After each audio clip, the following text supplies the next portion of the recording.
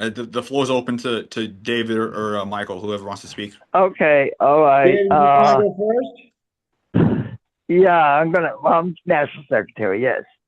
Um, I don't want to take up too much time because I, we did a history of the Socialist Party with Kevin in Houston, and he wrote to me and said, "Hey, you're supposed to do 20 minutes, not a log." And I went to tell him, "You told me to do the whole history of the party from the Debs era onward. Each one would take 20 minutes. I didn't even get to the SD part. I only did the reason for the split. Anyway, so I'm going to give you uh, the very tiny version. Make it easier for The people to SD, understand. Remember, they're philosophers, David. They don't know what you're talking about. Make it easy for them to I understand. know, I know. Okay, I know. Michael, the Socialist Party, so still a group founded in 1901, ran candidates for president. Eugene V. Debs, what was it, 5 times, 4 or 5 times. Norman Thomas, 4 times. But what was even more significant, and they got the highest vote, almost 1 million in 1912, before women had the right to vote, and about 890,000, including many that weren't counted when Norman Thomas ran for president in 1932.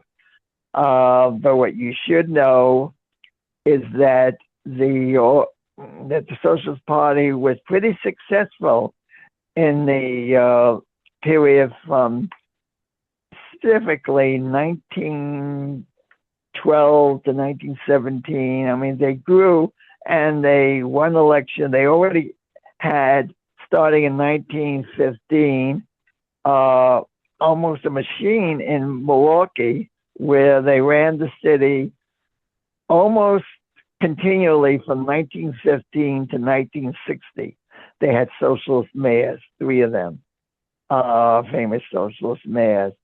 Then they had all over the country. They had in municipalities, they had offices. I mean, they won offices for mayor and all. I mean, there's a whole list in the book, The Socialist Party, the whole story by Jack Ross.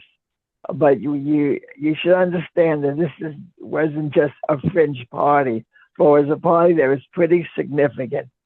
And ironically, the highest total percentage-wise that they had in the period before 1920 was in Oklahoma. So this was a national party with different constituents. Then World War One, the party opposed World War One. There was deep repression, which helped destroy a lot of party locals, like in Oklahoma. Then there was the split that formed the Communist Party. So the left wing of the group. In the 20s, there was the La Folia campaign, the Progressive Party, which the Social Party supported, but it didn't form a Labor Party. And most of the 20s was a down year. And then during Depression, there was growth in the organization, a new rejuvenation, but a lot of factions, which we don't have to go into today because it's not relevant to what. In the 40s, in 1940s, Norman Thomas continued to run for president. In the 50s, there were 2 campaigns for president. It didn't do very well. And at that time, the party was mostly a lot of older people brought together by Norman Thomas, old veterans.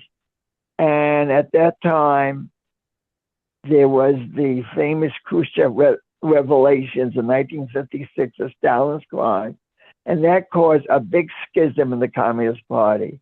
And it was believed that either the Communist Party would become Democratic Socialist because it was the first faction fight in 40 years, or there'd be a big split off, and the hope was that the Socialist Party would get a lot of members. At the same time, there was the Independent Socialist League by Max Shachtman, which had originally came out of the Trotskyist movement and Leninists, and they were talking about merger. And there was a merger in 1958 with the ISL, going to Socialist Party, giving up their publication, and that's where Michael Harrington became prominent in the Socialist Party. He was a member of the Young Socialist League.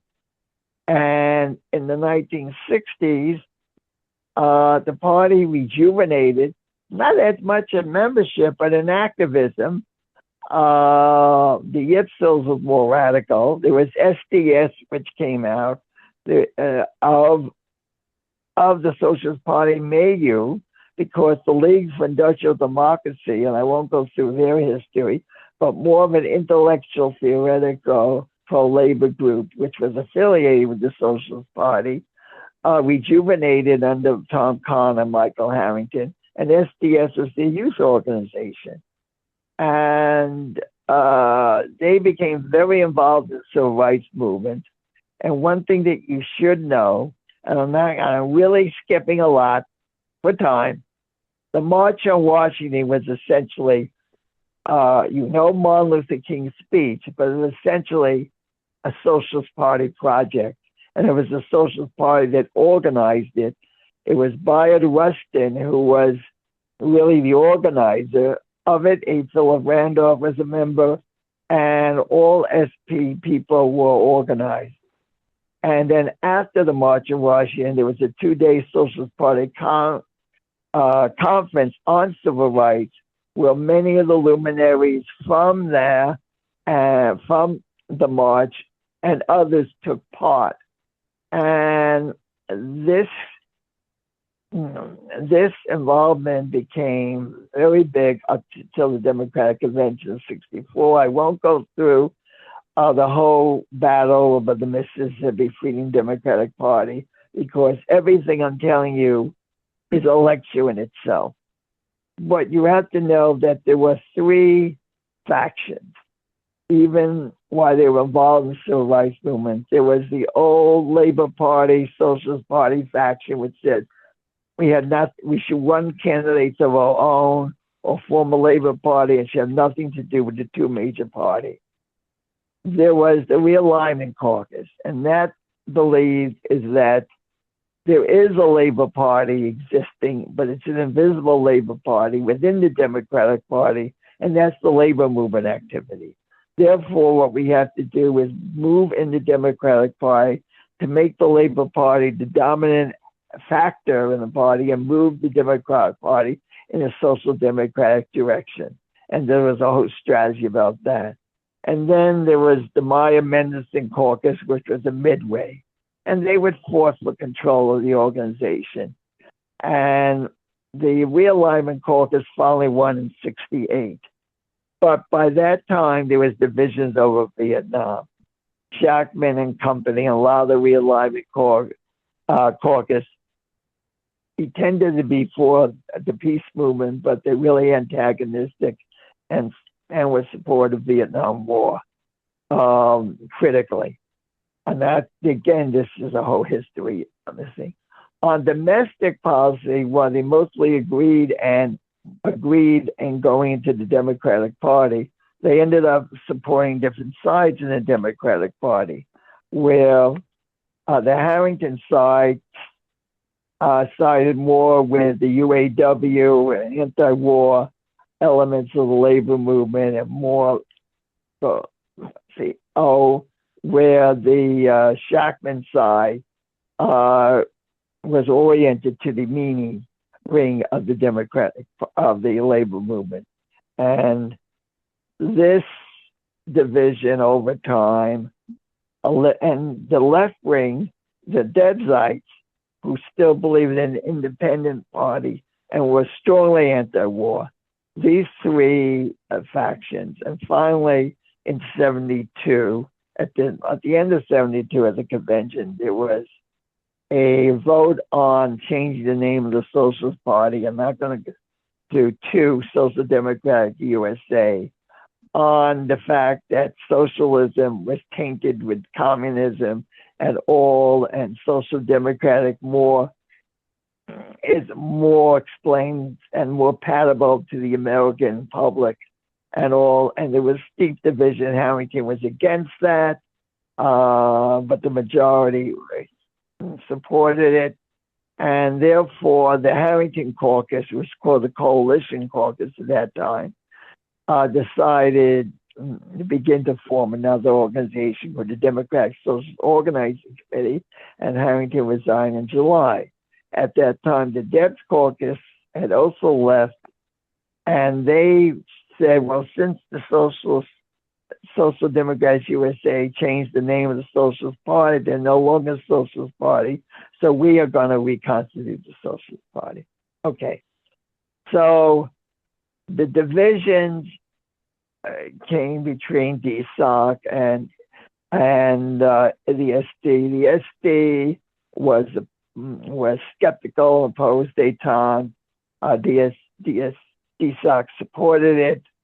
And I'm not going to go through, or I have it written down. I wrote a whole document where you could go through the different things and all. Conclude. Yeah. Yeah, conclude, please. Okay. So anyway, but let's go. There was an old leadership. Who are we? The old leadership in 2008 decided to close down the organization without telling the members that they're closing down the organization. And we had still paid dues. We hadn't gotten a due notice. To make a long story short, we wanted the organization to continue. And we became the leadership of the organization. There was one local that was functioning, and we organized around that. And we renewed the organization, but on a much less hawkish, with an empathetic internal life. And there's much more to be said. And we're starting anew. And now we're being involved in issues like local issues in Kansas, on the labor issue, on national health, on foreign policy issues, but more dovish. And we have supported various candidates, and one of the candidates that we have supported and came out of ranks was Aaron Coleman. And though, let's see, we support him, and he became a big youth leader, and now his brother is involved. And there's a lot more of questions would be easier to ask, where we want to be involved, what's our differences with DSA and all. But you should know we are the historic Socialist Party. Our heritage goes that. I have the Socialist Party papers. I have access to that because Progress is now printing in digital form the Socialist Party papers and sending it to colleges. And we get about 10% of the profits because we are considered the direct inheritor of the Socialist Party. But there's much more I've left out, and even though I've talked a lot, Thanks, I'd David. rather have questions and let you go on.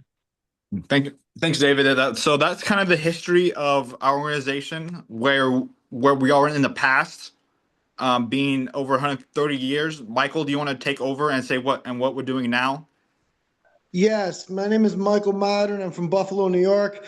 I've been in the labor movement since 2007, about 2003, 2007 through 2007, when I was active in the Working Families Party on their endorsement process. Because back then I started out with DSA, but there was no DSA chapter in Buffalo, New York. So what I did was I easily went to the Working Families Party in New York State, which was also a good organization, which piggybacked on the Democratic Party and believed in sort of making the Democratic Party more progressive, I was able to get an officer's position in Social Democrats USA in 2008 when Obama got elected. I pretty much, ever since 2000, the election in 2000, I voted Working Families Party Democrat. Since Al Gore, John Kerry, and Barack Obama. I also voted for Hillary Clinton on the Working Families Party line. You could do that in New York State, but as chief recruiting officer, it's my goal to basically get people oriented with policies that sort of relate to ours, where we have a wide tent policy, where we could be dove politics or we could be pacifist politics, but no one can't say that in today's politics that if you harm a Palestinian, it's a war crime. But if it's on the far left and it's a Ukrainian child and that child's being brought to a Russian orphanage, what is the result of the war crime? Is it a war crime at all? Well, a lot of people on the left say no, not at all. And that's really unfortunate because we're policy. We understand the situation going on in Ukraine with the Russian Federation and also with the ability to take on labor politics along with welfare state politics and also national health care insurance is very important. So I tell everybody on this call, if you're going to do anything for the left or for the new left or for the progressive left, make sure that it involves national health care insurance, a form of higher learning assistance, and then progressive education, not too woke, but progressive education, free of charge, K through 12. And that's what we want for all people. We want free public colleges and universities, and we want progressive taxation and fair immigration. So I hand it off to you, Moses. Thank you. So that was kind of what our past and our present. Thanks, David. Thank you, Michael, for that. Thank I you. want to and I want to give Colin's delegate and Anne here a chance to introduce themselves to everybody. Kind of what position they're running for. Kind of maybe a 3 point of like the three important policies and why you think you're a purple candidate and not necessarily left or blue or red, but you're more of a purple, which is a mixture, in my opinion, of both sides. So whoever wants to unmute first, I give the floor to you.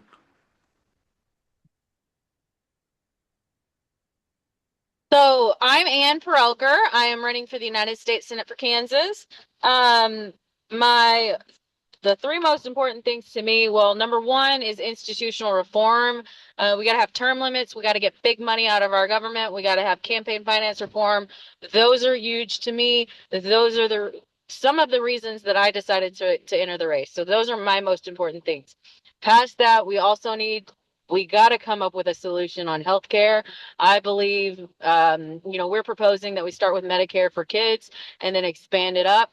I know that they've tried before to expand it down and that hasn't worked. The experts tell me that if we switch overnight to a single payer system, our healthcare system is not going to be able to absorb it. I think that if we start with Medicare for everybody under 18, it'll be agreeable to people. It'll be possible politically and possible economically. And then after that, it's going after these mega corporations and busting up the monopolies. We've got to get power back to the people. It has been consolidated. The wealth has been consolidated in the top 1%. We all know that. We have got to take the power back from not only these mega corporations, but from our own government, essentially, because they're owned by these mega corporations, and we've got to give it back to the people. So those are my big things. Why, as a purple candidate, I've never considered myself necessarily one way or the other. I became a Democrat, started voting Democrat under Obama. I liked his message. I liked his message of hope. And ever since then, there was just no way that I could align myself with the right, just because they've become so extreme to me. But the matter is, we should all be Americans first. We should all be, for where I am, Kansans first. And I don't really care about the parties anymore. I think our founding fathers were against the two-party system for a reason. And I think we're seeing why in real time. And if I had my way, we would just no labels next to your names anymore. But unfortunately, the reality is we have to work within these two parties that we have if we're going to make any changes. And so that's what we're gonna do. So I appreciate you guys letting me join you tonight. I appreciate the learning from all of you. And if you have any questions for me, I'm always open. And I'll pass it on to Ms. Thomas there.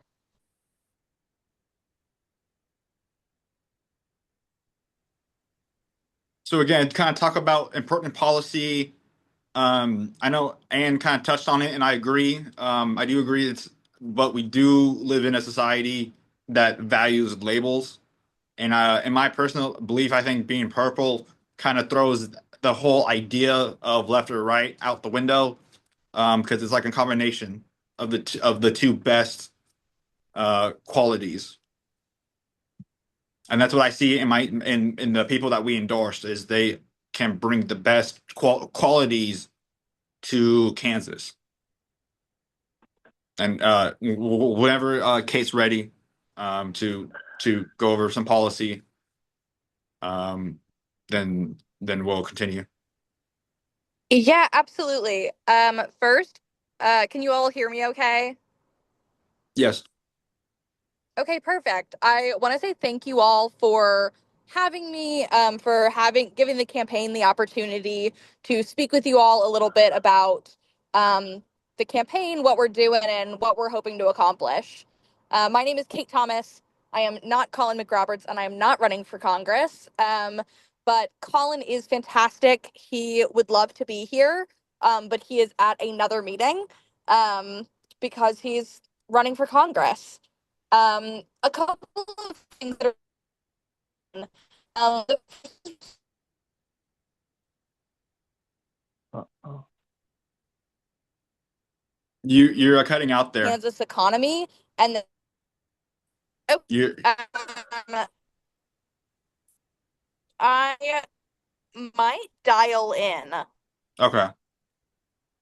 Yeah. Do you have Give the me dial-in just a information? second. I think so. Okay. Can you put it in the chat really fast? I don't know because I'm on an iPad, but I'll figure it out. Hold on. I think it was in the email actually. Yeah, no, I did email it. Okay. So until they come back, I kind of explained a little bit about what the Kansas chapter is looking for and why we endorse specific people. We're also watching Gary for BPU, for Board of Public Utilities. We're also endorsing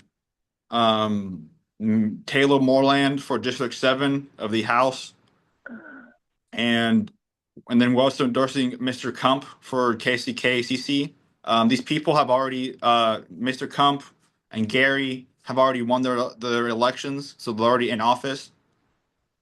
Mr. Kump was here, but he had to go, unfortunately, because of a situation with his family. So correct me if I'm wrong. And for senator, it's all of Kansas, or is it a specific district? You're correct. It's all of Kansas. Okay, so all of Kansas can vote for you. Okay. Because we're from the members are from Kansas. Michael's from Kansas. I'm from Kansas. I think Matt Vey is living in Kansas too. Yes, that's correct. So you do have a Kansas audience here. It's not just people from Buffalo. I just want to make that understood. I appreciate that. Um, Yeah, and remember, we also have that other big vote on August 4th for the Supreme Court. Vote no on that and help us spread the word. I'm okay. Thank you. Okay, I should be back. Yeah, we can hear you. Okay, perfect. Sorry about that. Been having some internet issues. I'm just going to restart. My name's Kate Thomas. I am Colin McRoberts' campaign manager. He is running for Congress in the 1st Congressional District of Kansas. Our top three issues, the first one is restoring U.S. aid. Tracy Mann has worked hard to cut U.S. aid, which our Kansas farmers rely on. We believe that Kansas farmers are at the forefront of Kansas's economy and need to be at the forefront of our campaign. The second is restoring cuts to Medicare and Medicaid that, once again, many people in Kansas and across the nation rely on. And the third is uncapping the House. We don't have the representation that we had when the Founding Fathers wrote the Constitution and wrote in representation. And we believe that that representation needs to be updated. Okay, thank you. So the chat kind of knows the policy, the three main points, whether it be fixing the legislative, or upgrading Medicare or Medicaid, I forget which one's which, to the youth.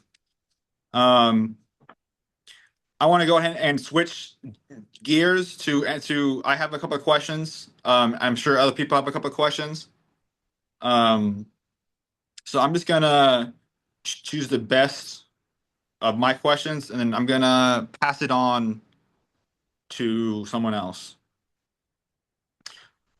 So, for whoever wants to answer, and for all the marbles, well, not all the marbles, but for some of them, what life experiences shaped you to shape your political values and shaped you to want to run for office? And whoever wants to speak first. So I was born in Pine Bluff, Arkansas. I was the youngest of two older brothers, raised by my father and his mother. My mother left around the time I was 2. I grew up Republican. Always thought I was a Republican, even through college. Embarrassingly, my favorite show in college was The O'Reilly Factor. Not necessarily proud of that, but it was nevertheless. Then after college, I was gonna teach. Did not go into teaching full time. I did teach some, but never did it full time. But I ended up going to law school, and so that informed a lot of where I am now. But I also, my last year of law school, I met my husband, who is an immigrant from Mumbai, India.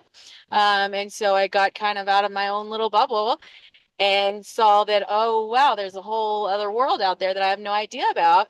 And once you start learning that there's so much more that you don't know, you start to, for me at least, I started to realize that the Republicans were not in line with who I was, and the Democrats were more in line with who I was, at least, you know, at that time in our history, and where we were. So one of the things that, you know, obviously the immigration thing is an issue for me. I practiced immigration law since 2021. We have 2 children together who are obviously mixed, and they're 8 and 10, and I'm very worried about the world that they're going to inherit from us. And I just sit it out. I went to the Oakley Town Hall to confront Roger Marshall, called them everything, and of course he didn't want to have anything to do with us. And I, from that moment, said, well, you don't work for us. You don't belong there. Went home, tried to see if I could recall him. We cannot. If you're curious, we cannot recall our federal elected officials. I believe that there should be a mechanism for us to do it. I believe it should be difficult, but nevertheless, we should have it. And since I couldn't do that and I couldn't do anything else and they weren't listening to me, I decided that I was going to run for office. And the longer that I've been in it, the more that I realize how much reform we really need in DC and in our government, really in a lot of places. So I hope that answers your question. Try not to make it too long, but any other questions, let me know. Thank you. I will go next. Obviously, I am not Colin McRoberts, but I do know quite a bit about him. He did not want to run for office. It was never his plan to become a politician, but he has a young son. He is an educator who is going through the union bargaining process, and he is also attended a town hall with Roger Marshall, where he asked him a question and then watched Roger Marshall walk out of his own town hall. That's when he realized that our elected officials need to be accountable to the people that elect them. Our elected officials need to work for the people that live in Kansas. And he wants to make Kansas and the country a better place for his son to grow up in. Thank you. Another question is, how would you support the working class movement in Kansas? Would you want to increase wages? Would you want to increase employment benefits? Just overall, how would you help the average worker in Kansas? So I am very much pro-union and pro-labor. I've been calling for Congress to pass the PRO Act since September 1st of last year. I believe that, unions gave us the middle class that we had back in the day, and there was a reason that it was thriving then.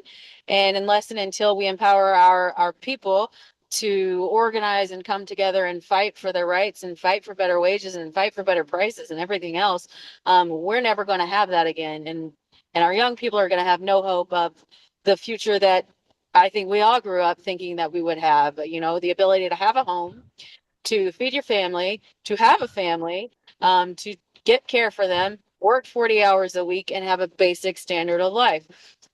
So that's where I'm coming from. I believe that people who work 40 hours a week should have a basic standard of living across the board. If you want to work harder and earn more, that's okay.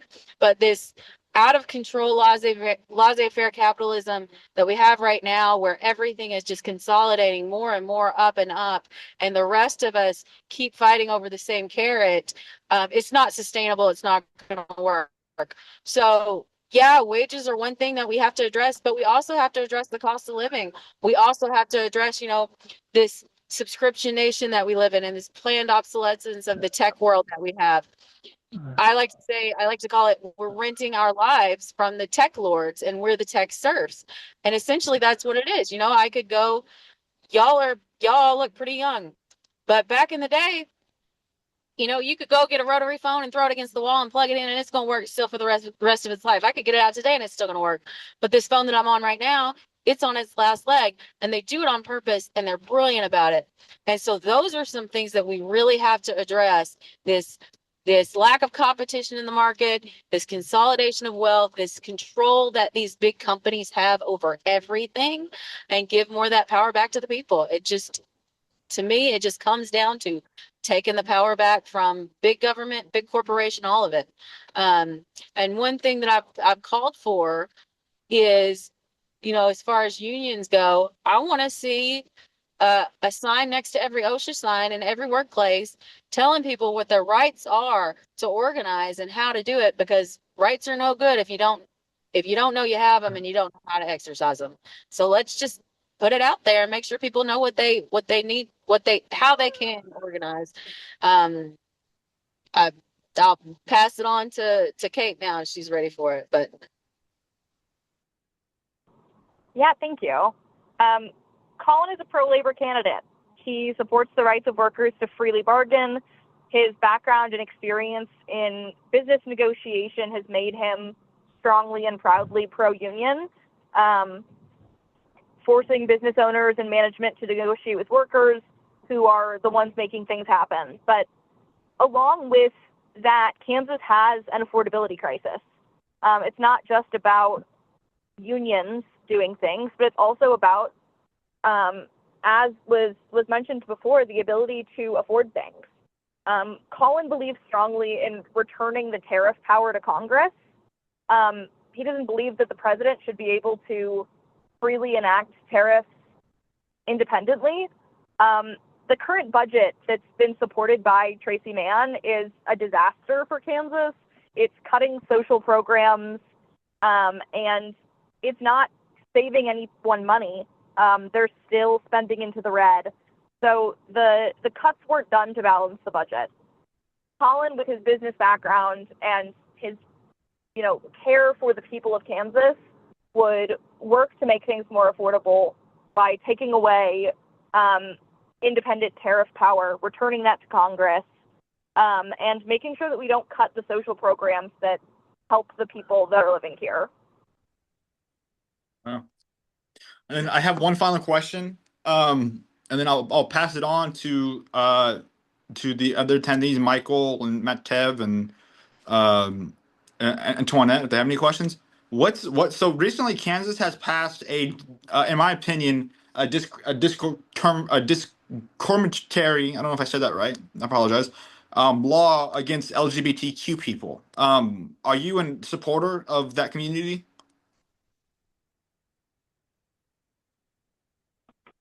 Yeah, I support everybody's civil rights. They're in place for suppression of people, for this the bathroom bill, the driver's license bill.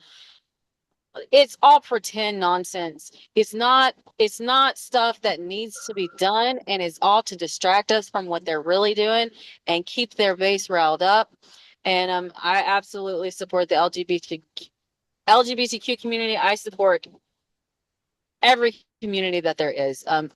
You are one of my people that I will go to represent and work for. I will serve you just like I will serve everybody, no matter who you are, what demographic. I don't care about any of that. I mean, it's important, and I don't want to disparage it, because I love that people embrace who they are, and it is important on an individual level. Absolutely, I feel that, as you know, I have a best friend who's trans, and my husband's brown, and but really, when it comes down to it, like, I don't care if anybody hates us or not. Just go home and hate us. Leave us alone. But stop this nonsense legislation to just hurt people. I mean, there's just no reason behind it, except for upset people and not actually do any work that benefits anybody. So that's my 2 cents on that. Yeah, Colin absolutely stands with the LGBTQ plus community in Kansas and everywhere. He supports our queer communities, he supports our trans communities, and thinks that the Kansas legislature's attempt to turn us against one another is frankly disgusting. Okay, thank you. I will pass it over to Michael, to Michael C. I believe you had questions. Yeah. So my question is going to be for Ann. So I understand there's going to be a primary for the Democratic nomination. And from my personal experience as a candidate in the Democratic Party, I know they like their candidates as corporate as possible, right? So my question for you is, what is your strategy to get through the primary so you can be there to face Roger Marshall head to head? Well, that's a great question, and I like that I appreciate your insight. You're cutting out. I from the beginning.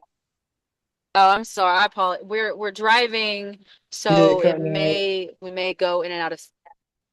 Still cutting out. Now Yeah. are we good now? Nope. Okay. Still cutting From, out. we're in, yeah, we're way out in the country. Oh, I Okay. apologize.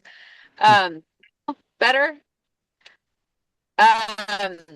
Can you try to call in maybe? From the beginning, yeah, let me try that. I will be Okay, right cool. back.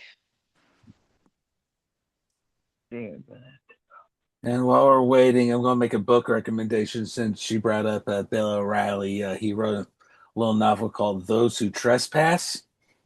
And I do highly recommend that book, if for no other reason, because you'll get a good laugh out of it. So. Thanks, Michael. Mm-hmm.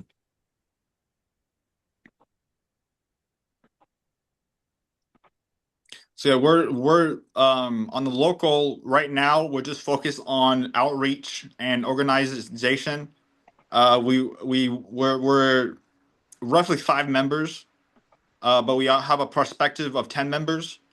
It's just a matter of them paying their $20 yearly dues, and to officially be able to when they join and when they pay dues, they'll officially be able to vote on issues on the local. Um, right now, we have 5 resolutions right off the bat that we're going to be talking about at our next meeting on various subjects. And we're also going to be ratifying the Constitution, hopefully, if we get a quorum. Our last meeting, it was just Michael and I, and it was still pretty successful because we have a brief talk. And so, but we do need a quorum to pass the Constitution. So hopefully we can get that. And the passing of the Constitution is open to all local members, regardless of paying. Because the way I see it is, it's not official until we have a Constitution that can back, like, hey, this is what we're stand for, and they are back with that statement. Hello? Yes, hello. Oh, okay. Can you hear me now? Yeah, it's a lot better. Okay, great. So I've said from the beginning, I'm just going to keep my head down and keep doing what's right. And if I didn't enter this to win a Senate seat, much like Colin, I never envisioned myself running for office. I just couldn't sit on the sidelines while my country was falling into what I saw, fascism and tyranny. And I couldn't leave a country, like I said, for my kids. I can't leave a fight for them to have that I can have while I'm still around. But I believe in our country. I believe in the people of Kansas. I've been out. We're going to all 105 counties. And I talk to anybody and everybody that is willing to talk to me. I'm very open even to, people that have a lot of views that I very much disagree with. I will listen to them. And a lot of times I'll ask them to then hear me after. As far as the primary goes, if I'm being completely honest, I think there's been a lot of broken trust with the Democratic Party. I know I have felt let down by them myself. And I don't, I wouldn't be running if I felt like what they were doing, the status quo, was correct. If they had, if what we were doing was working, I would not be in this meeting with you guys right now as a candidate. So I think that I'm bringing, I think that as a political outsider, it may not normally be a benefit, but in this case, I think that it is. And not only that, but because of my immigration background, I think a lot of us want to see immigration reform that actually works for us, that actually serves the people, and that upholds our values. And that's something that I can bring to the table right now. So I hope that answered your question. It answers it perfectly, because I feel the exact same way about the party, and I'm not too happy with the direction they've been going for at least 10 years, probably longer, and everything. And I'll go and repeat what I said while you were calling on the phone. I actually do have a Bill O'Reilly recommendation. It's a novel he wrote called "Those Who Trespass." Trespass? Yeah, "Those Who Trespass" is the name of the book. Okay. I will check it out. Yeah, you'll get a laugh out of it, certainly. So, yeah. Okay. All right. I appreciate that. And one last thing before I turn back over, I saw you have a event in South Overland Park this coming week, and yeah, I might be there. So, yeah. Yeah, that'd be great. We'd love to have you. Yeah. All right. And turn back over to Moses. Thank you, Michael. Was that your only question or concern right now? Yeah. Okay, just the how they're gonna do the primary battle, and I know from not personal experience, but from secondhand experience, that primary, once you get past that primary, you're pretty much golden. As long as nothing like shocker comes out, you're pretty much golden. So I Like wish a primary in the first place. Yeah, yes. So I wish you guys well on primary. Michael Martin, did you have any questions? You give him a second. You're muted, Michael. Hello, can you hear me? Yes. Wonderful.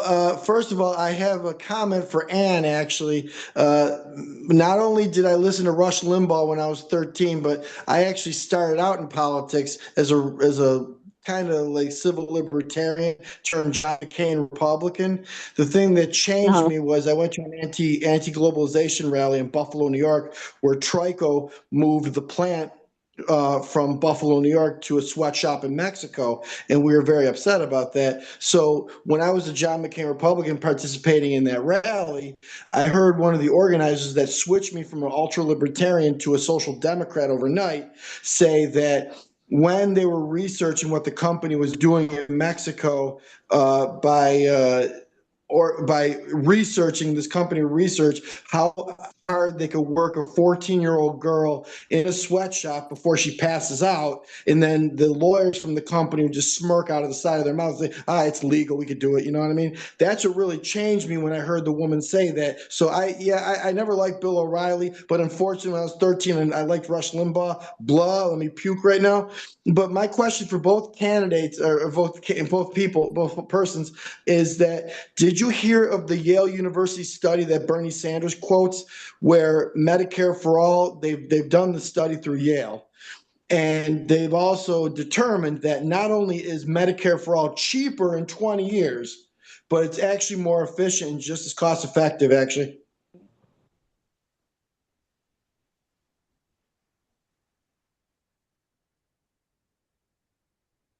I hand it off to you two. So what's the question, Michael? The question is, did they see the Yale University study quoted by Okay. Bernie Sanders Okay. that said Medicare for We can get cheaper in over the long if we run and just as efficient? if we can. Yeah, if we can do it, we should. It's got to be feasible. It's got to be sustainable. It's got to make sense, and we've got to get people to sign on to it. So whatever that is, I'm happy to do it. If he's figured out a way that we can do it overnight, let's do it overnight. But my proposal is what I think will work, and that's what I'm putting forth. But absolutely, if somebody's got better ideas, I am always open to them. This is a Yale University study that Bernie Sanders quotes. That's all. That's saying Medicare for all is way cheaper in 20 years and just as cost effective. And it's just as good of an insurance. My opinion is, if you want to get the right wingers or the center right to go for you as an independent, that you would say that even in a private insurance system, we can have a public option, if you know what I mean. That's my opinion. So I tell the politicians that all the time at the national level, that even though I want to get rid of private insurance and replace it with Medicare for all system, a public option is just as good with private insurance if people want to keep their private insurance. So yeah, I appreciate that. Thank you. No, thank you. And then does I sorry, go ahead. haven't seen the study, and I don't know that Colin has either. Can you send the study to me, and I'll forward it to Colin and his team, Michael? You're muted. Oh, sorry. No. I'm unmuted. It's national news. I'll send the study. It made the nightly news as well. Okay. So forward it I'd to me, also and love to see it. Okay.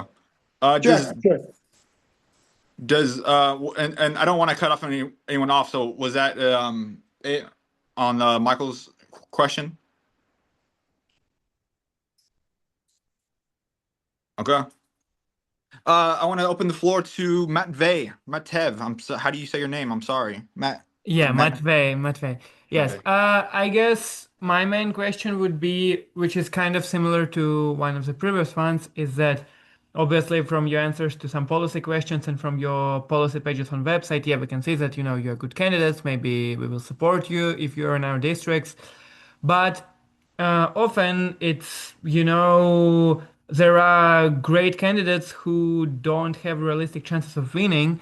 So I would ask you, why do you believe you have an actual chance to win? Like, why do you believe your campaign is strong and do you believe that you can actually win it? So I guess I'll just say, I get the question I get asked a lot is how am I going to reach rural people, and because I live in Overland Park, and my response is, well, I don't. Well, first of all, they're not a different species; they're just people, right? But I've been like I grew up in Arkansas, and it's very rural. I've I've spent a lot of time in rural areas. Everything was country down there. Um, And it's very easy for me to go out to these places and talk to them and hang out with them and get to know them. I have no problem doing that. And I genuinely care about people. Um, a lot of my team, all of my team is just volunteers who are worried about the future of our country and felt like we had to do something.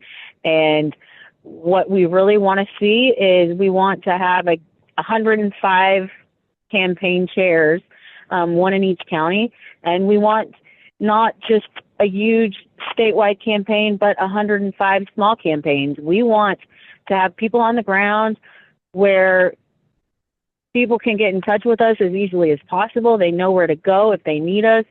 And that's something that we would intend to continue should we win. So as far as, getting out and meeting the people, I'm absolutely able to do that. I believe that talking to people and getting to a common understanding of things, recognizing that we actually have a lot more in common than we think we do, focusing on those bread and butter issues, the things that are actually affecting people that we really actually need people to address, and just treating them like they're people. I see a lot of people who feel like that there's an elite part of our party that they don't relate to us, and I feel that. But people are smart, and people all have their own area of expertise. And mine's history and law. That's what I've studied. But I need all of these people to help me understand what they need me to do for them, and they are the experts in their own fields. And so that's what I will do. I will just talk to them and meet them where they are, and that's my plan. Yeah, I think it's a great question. Colin and I aren't ignorant to the fact that we are Democrats in Kansas.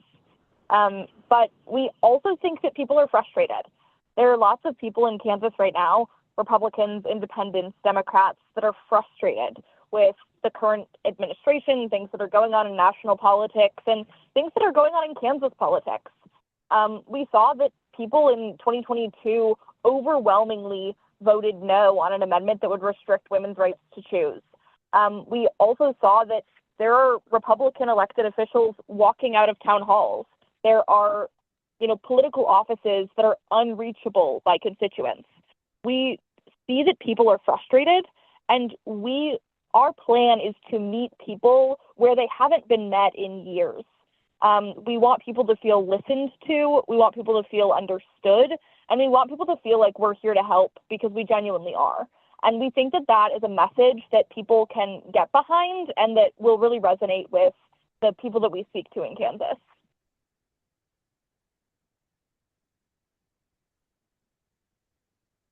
Okay, thank you. And then I want to invite Antoinette if they have any questions.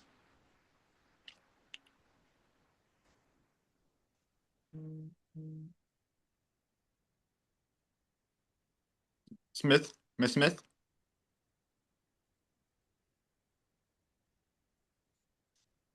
Okay. Moses, if I may. Yeah, go ahead.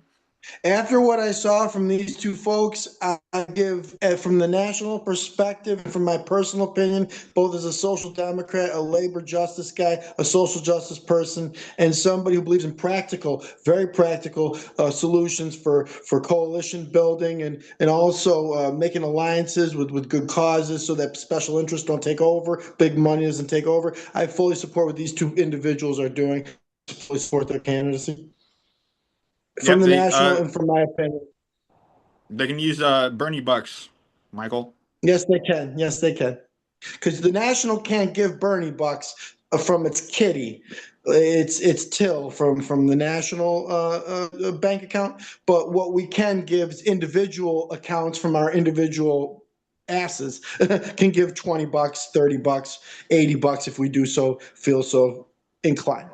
And that's the most organic, most innocent way of doing keep special interest money out of politics. If you got $2, AOC was averaging $2 and $7 per person for a congressional campaign, and she was asking for my help. Well, I wasn't in her constituency, but being on disability, I definitely wanted to throw her the money, without a problem. But I really appreciate all you folks are trying to do. You and your gentlemen.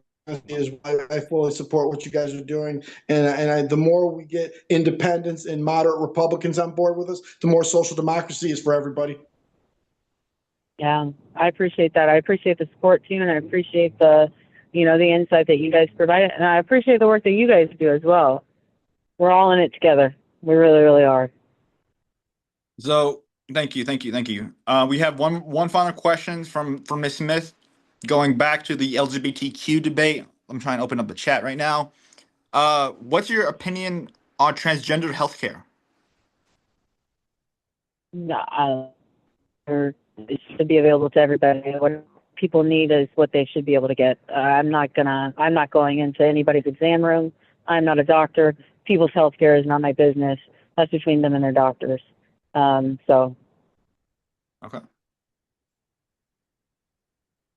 Very similar stance. We believe that the cuts to Medicare and Medicaid are atrocious. We believe that LGBTQ folks should feel safe and should feel cared for and attended to, and we believe that healthcare providers should be doing that within the entire country. Okay. Wonderful. I want to thank everybody for attending that and asking wonderful questions. I hope those in it's sorry, there's a cat and it's messing with my charger, so I'm trying to get it not to eat it. I appreciate everybody making time, especially the candidates, for this little organization for Social Democrats USA. It's a little organization. We're not as big as our competitors, but I think that's where we shine. Is we're more adaptable and more transparent because of our smaller scale. I will also say I've been a part of the organization for the last 2 years, and I've only have good things to say about it. And with that, I'm gonna leave the candidates with a homework assignment if they choose to, um, if they so choose to accept it. Look into social democracy a little bit and try to define it for yourself, if you haven't already, because that's an ongoing discussion that we have within the NEC itself, is trying to define social democracy and what it means. To me, it's a mainstream idea that's moderate. I think, and that's purple. I think I mentioned that before. So that's what I would encourage you guys to do, is just look into social democracy a little bit more, and consider I don't want to say consider joining us today, because I'm not here to collect dues, but just consider advocating, for us. Like, hey, this is a niche organization that cares about its members and it cares about its locals. We would appreciate any sharing that we can get. and the feeling will be mutual. We will share your content on a local level, and yes. So it is now officially 8:08. I want to open the floor to any final questions, final discussions, final statements, final concerns. So if anybody has anything, then speak now.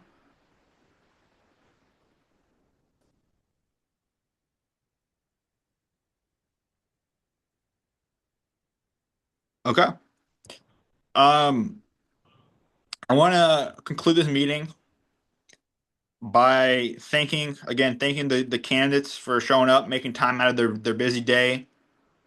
And has been recorded. This has been recorded, just so you guys know, and it will be published online briefly after the meeting is over. Just so you guys know and are aware of that. That's all. That's all from me. I don't have anything else. I know everyone's busy. Like I said, I appreciate everybody for showing up, and you guys are more than welcome to head out. For the record, All I'm right, very well, thank you. pro-Ukraine. Thanks, Have a Michael. good night, everybody. Thank you. Have a good night. It was nice connecting with you all. Y'all take care. Yeah, you too. Thank you. Bye-bye.